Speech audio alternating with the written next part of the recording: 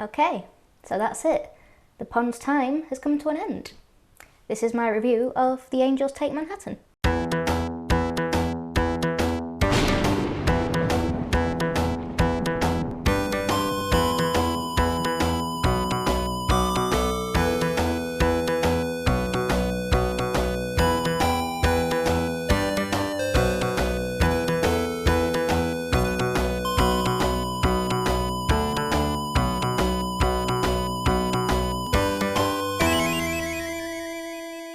Right, where to start? It was a really good episode. The Weeping Angels never get any less scary no matter how many times you see them, and the baby angels were particularly creepy. It was also great to see River back, and to see how the bond is growing between her and the Doctor. I look forward to seeing more of her in the future. But of course the part that everybody was waiting for was the big storyline with the ponds, and it was a good one. I must admit that when Rory first left to go get the coffee and you saw the Weeping Angel behind him, I was taking all I could not to shout at the TV screen to leave Rory alone. The scene where the elderly Rory died in the bed with Amy holding his hand was also very sad and quite emotional. And when Rory got up on the ledge in order to cause a paradox and kill himself, my heart was pretty much in my mouth. And by the time Amy joined him and they actually both jumped, I could barely take a breath. Of course, after this worked out and everything seemed to be fixed and the Doctor was so happy, we all knew that that wasn't the end, because obviously the ponds were going to be leaving in this episode. And as soon as you saw the Weeping Angel in the graveyard, you got a sense of what was going to happen, especially then seeing Rory's gravestone. But it didn't really make it any less heartbreaking to see him disappear and know that that was the last that we would see of him. Amy's reaction was also very emotional to watch, and it was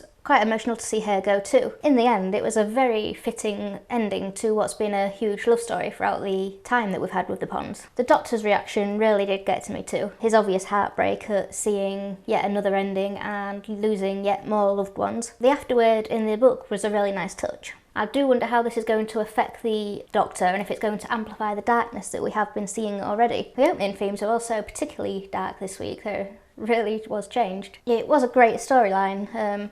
Possibly a little simple. I think most people had figured out that that was going to be how it ended, but it didn't make it any less effective. The clue from the 11th hour turned out to be when young Amy hears the sound of the TARDIS, which I had picked up on as well as so many others. It was a great ending. All in all, it was a really good episode, although obviously very sad. And I am going to miss the ponds, I have to say.